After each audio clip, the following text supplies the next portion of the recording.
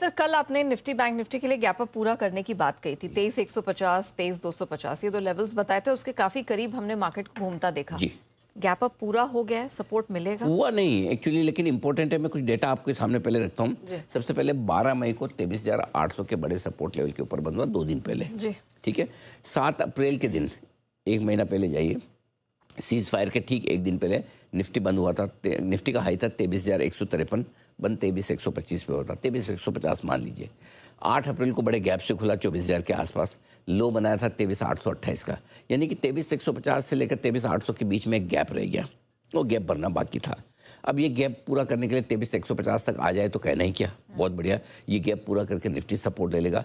अब लेकिन कल क्या हुआ, कल इसने ऐसा कंफ्यूज कर दिया ना लाइफ में, क्या बताऊँ मैं। 100 पॉइंट मैं आपको कल भी बार बार बोल रहा था, घट जाए आज 23,150 आ जाए, हम ठोक के खरीदेंगे। हमारा कल सुबह से पॉजिटिव इरादा था, हम लेने के लिए तैयार भी बैठे हैं कि भाई आइए हम खरीदारी करने का मौका देखेंगे। लेकिन उससे 100 पॉइंट ऊपर से ही घूम गया, 23,262 के आसपास से घूम गया, यू टर्न ले लिया।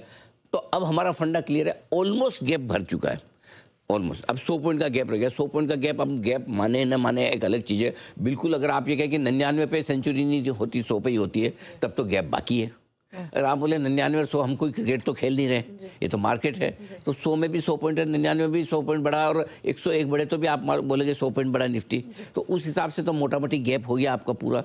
तो अब जब तक अब 23,100 के नीचे बंद ना हो निफ्टी, हम मंदी नहीं करेंगे। ठीक है, हम सोचेंगे भी नहीं मंदी, तब हम ये मान के चलेंगे भी 23,150 125 सपोर्ट है। जिस दिन 23,100 के नीचे बंद होंगे, सॉरी होगी, बात खत्म। ठीक है, ठीक है।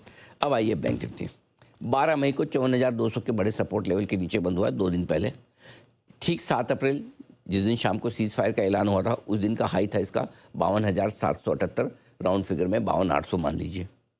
8 अप्रैल को बड़े गैप से खुले, और 8 अप्रैल का लो था 54,797, 54,800 मान लीजिए। 2,000 पॉइंट का गैप रह गया बैंक निफ्टी में, 52,800 से 54,800, ये गैप भरना बाकी था। अब 52,800 का गैप पूरा करके बैंक निफ्टी भी सपोर्ट लेगा, ठीक वैसे जैसे निफ्टी ले रहा है। अब कल ये 400 पॉइंट ऊपर से घूम गया, निफ्टी 100 पॉइंट 115 पॉइंट ऊपर से घूमा, ये 400 से घूम गया 53,200 के आसपास से। अब क्या 400 पॉइंट का गैप और नीचे कंप्लीट करना चाहिए, या हो गया उतना हो गया? क्योंकि देखिए हमेशा एकदम बुकिश लेवल पे नहीं चलता, अंदाज से। अब अंदाज से आप माने तो प्रैक्टिकली आपका गैप पूरा हो गया। Right, correct. अब एक डेटा और आगे आपको दूंगा, मजा आएगा आपको सुन के कि क्या इंटरेस्टिंग चीज दिख रही है। इनफैक्ट इंटरेस्टिंग डेटा विक्स को लेकर है, रिलायंस को लेकर बहुत इंटरेस्टिंग डेटा है, आपको सुन के मजा आएगा। ठीक है, और एक डायरेक्शन मिलेगा। तो कुल मिला के मेरा ये मानना है कि अब जब तक 52,600 के नीचे बैंक निफ्टी बंद ना हो, हम नई कमजोरी नहीं करेंगे। सिंपल सी चीज़ है। तब तक एक तरह से प्रैक्टिकली गैप पूरा हो गया है, थ्योरेटिकली टच नहीं हुआ, थोड़ा सा दूर से आ गए हैं। अब मार्केट बताएगा क्या है। मेरा ये मानना है कि शायद ना जाए वहाँ तक, अब मेरे ख्याल से हो गया माना जाए, लेकिन फिर भी गैप है, देखते हैं।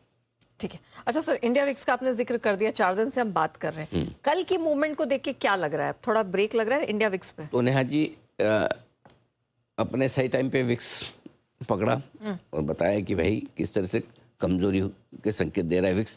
देखो मैं आपको डेटा बताऊँ, अब मैं आपको विक्स से अलग वाले संकेत दे रहा हूँ।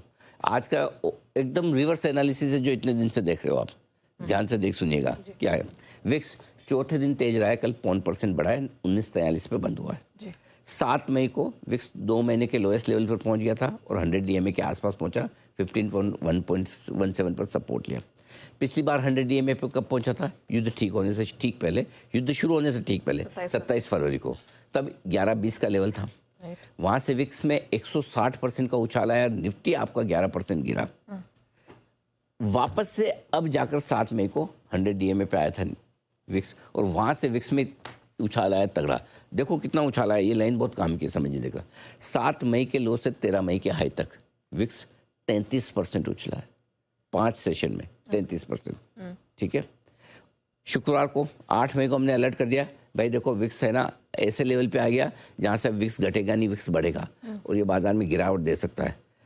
7 मई से 13 मई 5 दिन में कितना गिरा है निफ्टी? टॉप से हाई, टॉप था 24,482 और कल का लो कितना है? 23,262, 1220 पॉइंट निकल गया एकदम सही टाइम पे, डॉट 8 मई को। और आप देखिए 5 दिन में किसी ने सोचा नहीं होगा कि 1200 पॉइंट घट सकता है, तो ये घट गया।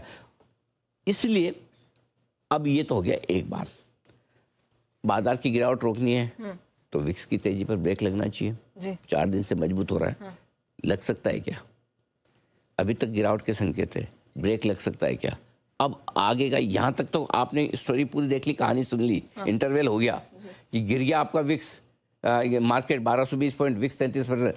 अब कल पहली बार विक्स ने अपनी तेजी रुकने के संकेत दिए। कैसे? विक्स की तेजी रुकना यानी कि मार्केट की तेजी बढ़ना। ठीक है, कैसे? बहुत बढ़िया सवाल। कल इंट्राडे हाई था विक्स का 20.13 ओके और ये 50 डीए में 20.06 के आसपास वहाँ हाई बना के बंद हुआ है, बंद हुआ 1943 पे। ठीक है, यानी कि विक्स 100 डीएमए और 50 डीएमए के बीच में टाइम पास कर रहा है। अच्छा 100 डीएमए के पास ले रहा है सपोर्ट जो 1570 है, 50 डीएमए 20 के आसपास रुक रहा है। अगर विक्स यहाँ पर रुकता है तो जाहिर सी बात है कि मार्केट की रिकवरी बढ़ेगी। जो कल इंट्राडे में विक्स भी आपका गिरावट से थोड़ा उभर के आया, मार्केट भी गिरावट से उभर के आया। अब आज विक्स वापस से गिरना चाहिए और अब आपको क्या संकेत लेना है, जब तक 20.20 के ऊपर विक्स बंद ना हो तब तक एक रिकवरी का चांस बनेगा। विक्स में बड़ी तेजी 20.20 के ऊपर बंद होने पर ही होगी और तभी मार्केट नई गिरावट दिखाएगा। तो विक्स ने जो 4 दिन पहले आपको 5 दिन पहले गिरावट के संकेत दिए थे, जो हमने एकदम सही वक्त पर पकड़े, अब विक्स आपको रिकवरी के संकेत दे रहा है। देख लीजिए, ये आपके सामने, ये आखिरी लाइन आपके लिए रखी है। बिल्कुल। और मैं चाहूंगी कि हमारे जो जितने भी व्यूअर्स हैं वो ये जो 20.20 करके याद हाँ कर 20, अरे वाह क्या बात है, बहुत अच्छा याद है। ये वाला मुझे भी लेवल, रहेगा ये वाला लेवल याद कर लीजिए, क्योंकि जब 4 दिन पहले हमने आपको डेटा गहरी रिसर्च के साथ बताया था कि गिरावट के संकेत मिल रहे हैं, एग्जैक्टली मार्केट ने वही बिहेव किया। अब इंडिया विक्स में टर्न अराउंड के सिग्नल्स हैं, नोट कर लीजिए और अपनी मेमोरी रिफ्रेश भी कर लीजिए। अब आज फ्राइडे फैक्टर है जी फ्राइडे आपको कुछ कुछ याद दिलाता है। 2 फ्राइडे से हम फ्राइडे आते गिर रहे हैं। कल बिकवाली का ट्रेंड था लेकिन गिरे नहीं। तो अगर उस ट्रेंड को आज एक्स्ट्रापोलेट करना हो तो थोड़ा कमजोरी वाला बन भी सकता है। 1-2 दिन हम विक्स पे पैनी नजर रखेंगे। अगर विक्स से एकदम से तेजी से बढ़ने के संकेत आएंगे, 8-10% बढ़ गया, तो फिर हमें थोड़ा अलर्ट होना, भाई रुको, ये थोड़ा मामला है ना, मार्केट में वॉलेटिलिटी और कमजोरी का ला सकता है। तो एक ये बड़ा डेटा है। बहुत दिनों बाद मैंने विक्स का एनालिसिस किया क्योंकि जहां से आया, और कॉन्ट्रा एनालिसिस दे रहा हूं। तेजी में सब तेजी बोलते हैं, मंदी में सब मंदी बोलते हैं। हमने गुरुवार से सिग्नल दिया, शुक्रवार को अनकंफर्टेबल फीलिंग की बात कर ली। आज मैं आपके सामने पूरे 4 हफ्तों के डेटा रख रहा हूँ। लगातार चौथे हफ्ते 100 WMA, इस शब्द का इस्तेमाल मैं पहली बार कर रहा हूँ। वीकली मूविंग एवरेज, कभी कभी आपको बड़ा व्यू भी लेना पड़ता है। जब बड़ा व्यू लेना होता है तो डेटा को इसको ढंग से समझिए, बहुत काम का है। जब तक अब 24 से 600 के ऊपर निकल कर टिके बंद ना हो, हम फ्रेश और बड़ी तेजी उसके वहाँ नहीं, अब यहाँ पर आके नहीं करेंगे। हम 24,300 24,600 की रेंज में अब बड़ी तेजी नहीं करेंगे। अब सब लोग इंडिया विक्स के साथ कनेक्ट करेंगे, देखो इंडिया विक्स बढ़ गया बाजार का। इसलिए मैंने पहले ही साफ कहा था कि शुक्रवार को भी कि इंडिया विक्स आपको साफ तौर पे अनकंफर्टेबल फीलिंग दे रहा है कि आप गिर सकते हैं, घट सकते हैं, क्योंकि ऐसे लेवल पे आ गया।